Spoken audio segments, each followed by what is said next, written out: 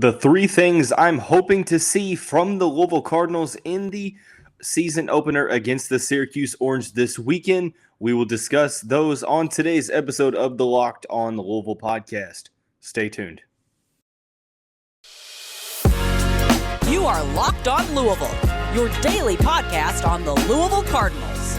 Part of the Locked On Podcast Network, your team every day. Hey, what's going on, everyone? Welcome into another episode of the Locked On Louisville podcast. I'm your host, Dalton Pence. I serve as a credentialed media member for Cardinal Sports Zone. I also do some PA announcing work for the university in various sports. I want to take this time to say thank you all for making us your first listen of the day. And just a reminder, the Locked On Louisville podcast is free on all streaming services, 5 days a week, your team every day. Sorry, trying to find the right placement for the microphone. I apologize. But on this Tuesday edition of the show, just a reminder, there will be 2 episodes today. The first edition will talk about the things that I'm hoping to see from the Louisville Cardinals against the Syracuse Orange in the season opener this Saturday. The first one is to have a solid outing from Malik Cunningham throwing the football. The second thing I'm hoping to see is the Louisville Cardinals defense limiting what Syracuse is able to do in the rushing department. And then finally, it's about handling the little things for the Louisville Cardinals, such as turnover margin, the field position battle, penalties, things of that nature. So let's get into the first objective here. I think the main thing that I'm looking for in this first game of the season for the Cardinals is Malik Cunningham to have a solid game in the air throwing the football. That's not to say that I would be disappointed if Louisville wins and Malik goes for 500 yards on the ground but only throws for 100. You know what I'm saying? Like, if he has a good game, he has a good game, and I'm not going to be too picky. But just kind of breaking this down a little bit further, I think that this game has a solid opportunity here for the Cardinals to look solid throughout the air. Malik Cunningham has had a tremendous amount of success against the Syracuse Orange since 2019. The Cardinals are 3-0. Since 2019 against the Orange. Dino Babers' team comes into the season with a lot of things to prove. Louisville, on the other hand, they have a lot of things to prove, but it's in a little bit of a different sense. It's that they can reach that next level. Dino Babers, quite frankly, might necessarily be on the hottest seat in the ACC. Along with some other coaches, but needless to say, Syracuse is going to have a solid season for him to continue to be the coach up in New York State. But as it pertains to Malik Cunningham, he has continually grown as a passer each and every season. I remember coming into last year thinking, man, the thing I need to see from Malik now is being able to throw the ball away in certain situations. It's learning how to avoid hits as a scrambler. It is improving that accuracy on the deep throws. And he did all of those things. He improved a lot.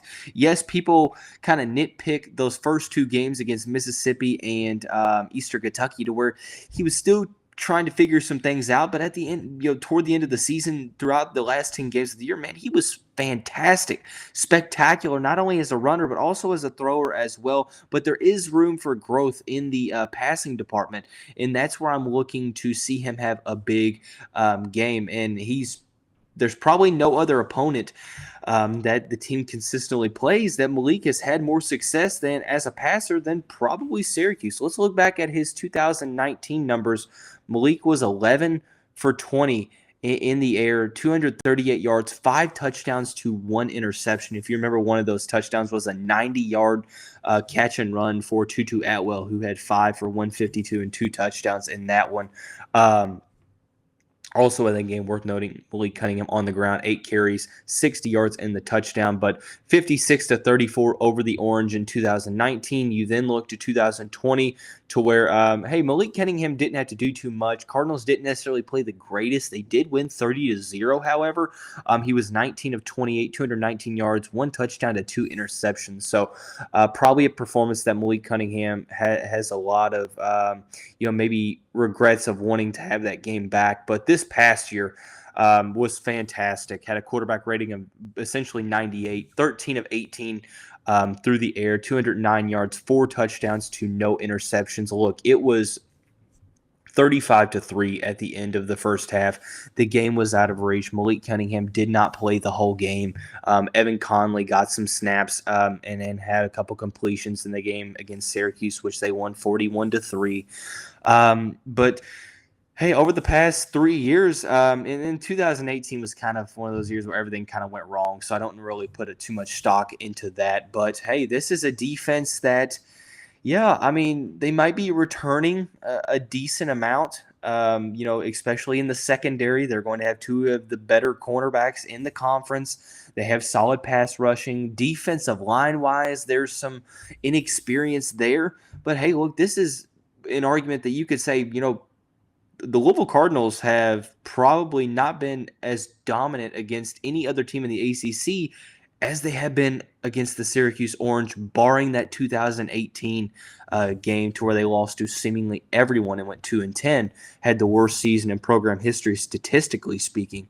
But overall, this is a great opportunity here for Malik Cunningham to build up the momentum to continue throughout the season. That's why on yesterday's episode, I mentioned the fact that I love the fact that Louisville is opening up the season with an ACC opponent. Not only are they doing that, they're opening up the season with quite literally, according to a lot of the media outlets like ESPN, Bleacher Report, the ACC in general, Syracuse is probably the lowest ranked opponent preseason-wise that the Cardinals are going to play. Does that mean it's going to be an easy game? No, it does not. I'm going to mention throughout the week that the Cardinals are going to have to handle business. This is not going to be a cakewalk to where they're going to be able to get a comfortable win with a C-plus outing. This is going to be a game where you have to cross your T's and dot your I's. You have to do the little things like we're going to mention in the third segment. You have to take care of that Syracuse offense. And this is a Syracuse defense that was one of the better defenses in the conference last year. You can't overlook the fact that, hey, look, Syracuse was essentially behind Clemson for the best defense in the ACC last season. And toward the end of the season, things started to, the train started to fall off the tracks a bit for the Orange. But at the end of the day, when you take their whole body of work into account, they looked very, very solid. So despite Louisville winning 41-3, yes, they've had Syracuse's number pretty much since joining the ACC. You still can't overlook the guys that they're bringing back on this defense. And I think that Syracuse is a solid challenge for him. I think that it's a solid challenge for the offense. It's a solid challenge for Louisville in general because I think you can get into a dangerous zone when you start to think, oh, look, Louisville's smacked Syracuse for the past 3 years. They beat them by at least 20-something points each and every year. This game should be no different. Although that might be the case, and they might very well win by over 20. You still have to understand that this is a new year. These are new teams, and anything can happen, especially in the season opener. That's why you have to handle your business. But specifically back on track, I think that this is a solid opportunity for Malik Cunningham to go and build that confidence and play well as a passer against a team that historically he's done so in his past 3 outings against this set team. It's a defense that's going to test you, but he's looked very solid picking that defense apart in terms of deep ball accuracy. I was going back and watching some of those games to prepare for this show. In general, talking about Malik Cunningham as a passer, and he looked good on the deep throws. The intermediate routes were solid. He was also using his checkdowns as well, and I think that he was extremely poised in the pocket. Wasn't trying to do too much as a runner, although he was making some stuff happen with his legs. At the end of the day, some of his best work as a pocket passer, and throughout his career here at Louisville, his long career here at Louisville, you put some of those games against Syracuse into some of the best passing outings that he's had. This is just another opportunity for him to start this season out solid. I'm not saying that he's going to be a Heisman finalist up in New York, but these are performances to where you can start to bolster your stats, working toward all ACC honors and things of that nature. But more importantly, has a chance to set the tone for what has the makings of being a very promising season. So let's take a a little bit of a break from the offense, transition over into the defense. I think that the number one key to the game, and we'll discuss that in the upcoming episodes, but another thing that I'm wanting to see from the Louisville Cardinals is to limit the Syracuse rushing offense, something that they did well last year. I think that, Syracuse is very dynamic in that certain category. Look, it's going to be an instance to where the Cardinals are going to have their hands full both with the quarterback and with the running back, and we're going to discuss that here in just a second after we talk about our friends over at BetOnline. BetOnline.net is the fastest and easiest way to check in on all of your betting needs. Find all of your favorite sports and events at the number one online source for odds, lines, and games. Find reviews and news of every league, including MLB, NFL, NBA, NHL, combat sports, golf, and even esports. BetOnline continues to be the top online resource for all of your sports wagering information, from live in-game betting, scores, and podcasts. They have you covered. Head to BetOnline today or use your mobile device to learn more about the action happening today. BetOnline, where the game starts. As I mentioned, last season, the Cardinals really bottled the Syracuse rushing attack. Yes, they ran for 138 yards, which,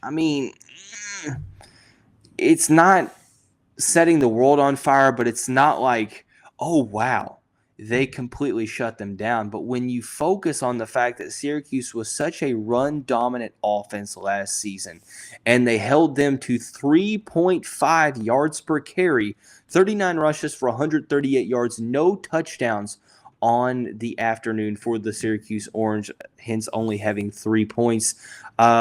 There's no secret as to why the Cardinals were able to have so much success, and hence why the result was as lopsided as it was because, hey, look, Louisville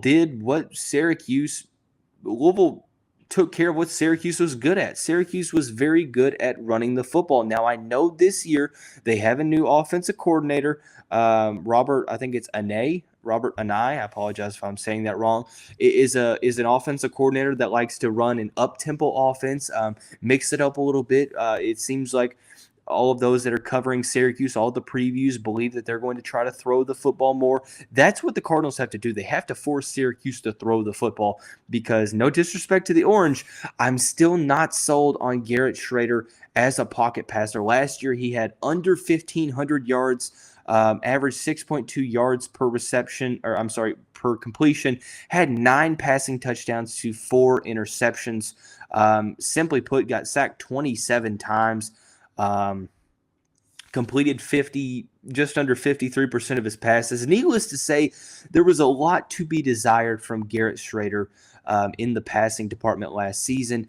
And until I see that he is vastly improved, maybe Justin Lamson, the guy that Louisville was recruiting back in 2020, whether, maybe he ends up being the guy down the road, maybe he fits the new offensive coordinator's playing style a little bit better as a pocket passer, it's probably not going to happen week one, right? So you would assume that Garrett Shrader is the guy that you're focusing on. He's listed as the starter for the Syracuse Orange, I do believe. I'm looking at their depth chart now. I'm meaning to look at that. I just got to double check to make sure that they haven't changed anything. I don't believe that they have. Yeah, Garrett Shrader is the starter, and Carlos Del Rio Wilson, the transfer from Florida, is listed as the backup. So Justin Lamson not even in the mix, seemingly at this point in time. So until Garrett Shrader shows me that he can be an above-average pocket passer in the ACC, the thing that I'm hoping to see here is the fact that Louisville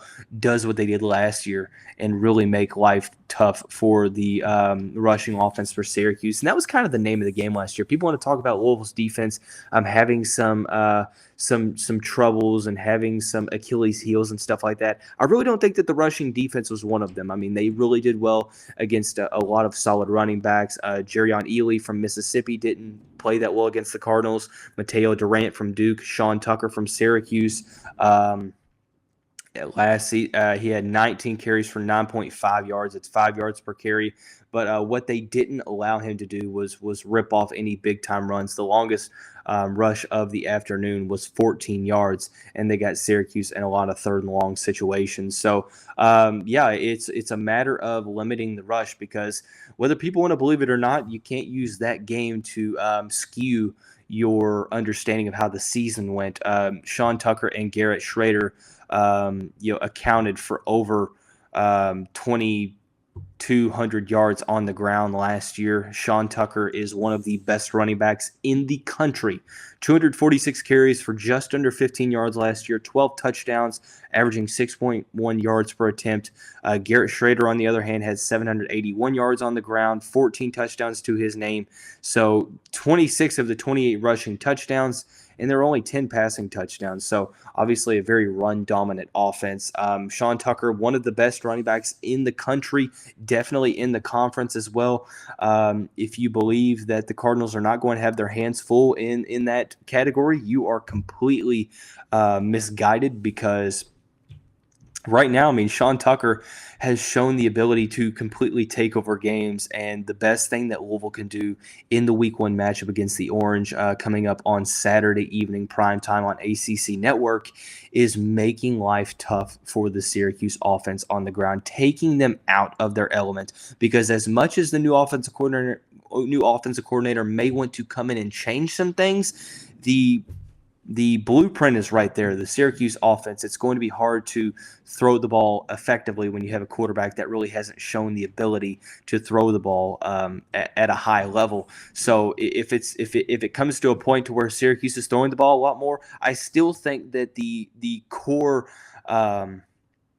objective here for the defense is forcing them to throw the ball, forcing them into third and long situations, and making them throw the football. The last thing you want to do is get into a battle to where you're allowing Sean Tucker to continue to reel off big yardage gains. I mean, you're talking like 10 yards, 10 yards, 12 yards, 8 yards, just being able to march down the field, gassing your defense and eventually, scoring. And that's kind of demoralizing, as well as allowing a team to run it down your throat.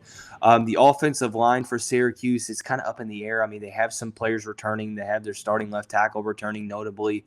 But at the end of the day, it is a team that kind of struggled to protect Garrett Shrader last season. So the Louisville defense not only getting after Garrett Shrader, but it all starts with I'm not saying you have to completely shut out the run, because I think that Syracuse is going to get what they're going to get. But I think that Louisville's going to score some points. And if you can force Syracuse into some uncomfortable situations to where you're getting them off the field in 3-and-out situations, getting a little bit of a lead, because then Syracuse has to come from behind. They're having to throw the ball a lot more.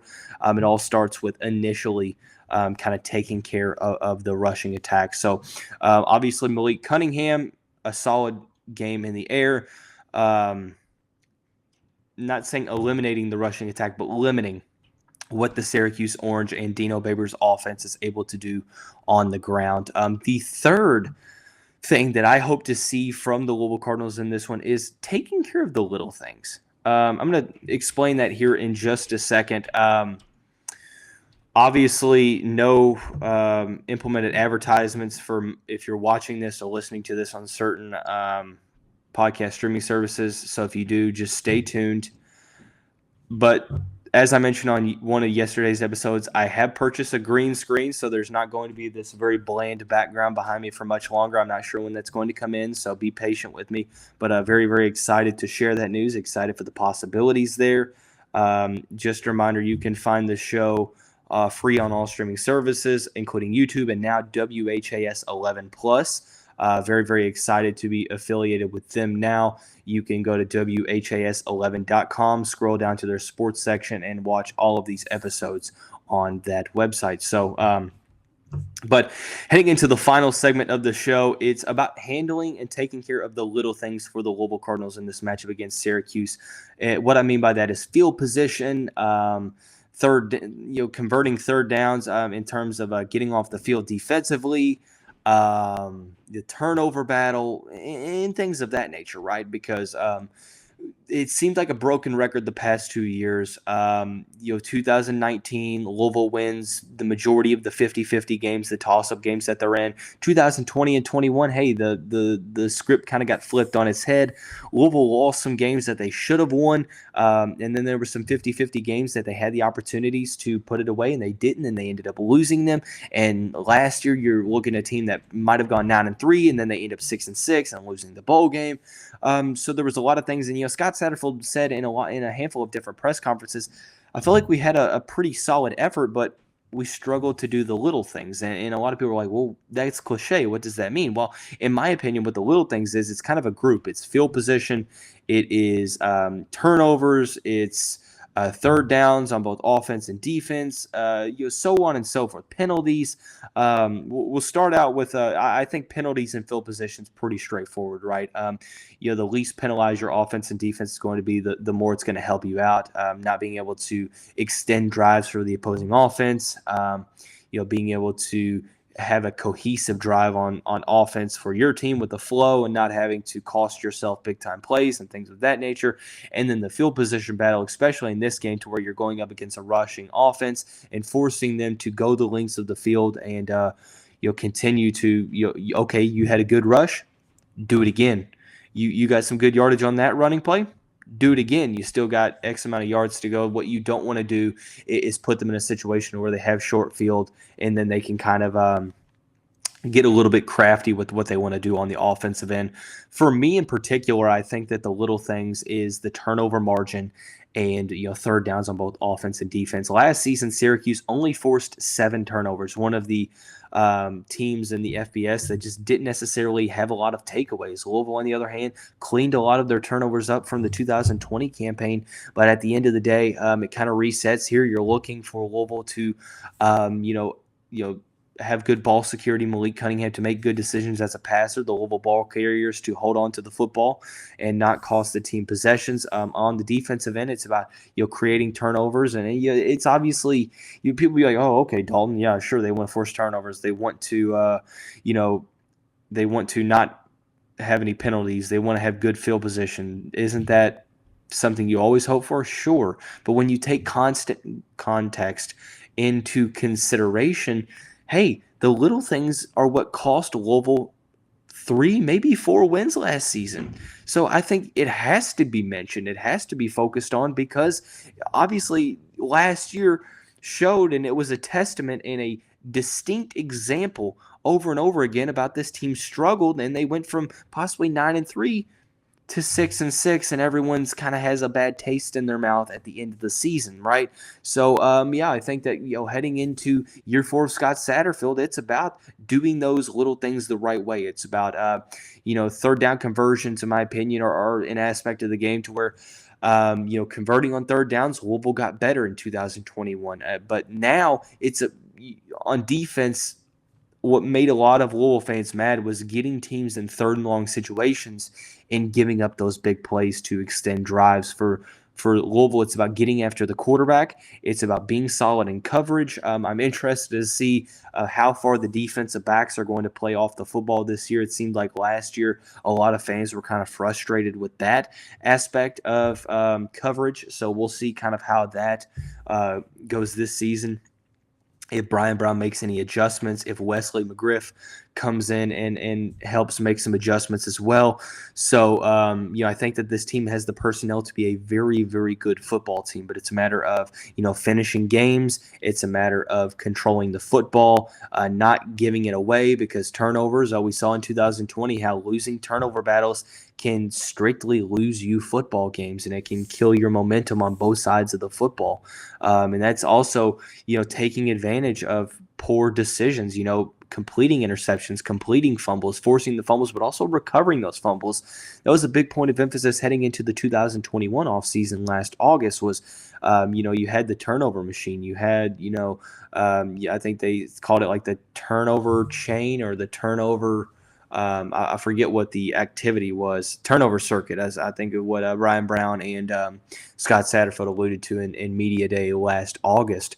So, there's just a lot of things that fall under this blanket term of the little things, so to speak, but collectively speaking, they all kind of come together to form just the small aspects of the game that continually build up. And it's, being poised, having that maturity, having that, essentially having that, that dedication to focus on those things throughout the games, because that is able to dictate whether you go 6-6 or 9-3 theoretically. So for this game in particular, I'm hoping to see Malik Cunningham do good as a passer. I'm hoping to see the Louisville defense limit what Syracuse is able to do in the running department.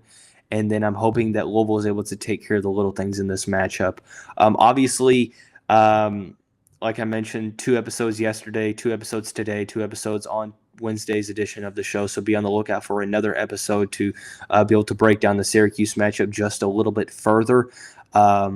I do want to give a shout out to the Locked On ACC podcast. No better way to get your conference news than that podcast hosted by Candace Cooper. Be sure to check that out ahead of week 1 of the college football season this upcoming weekend. But that is going to wrap up the first episode on this Tuesday edition of the show. Everyone have a great day. We will see you right back here very, very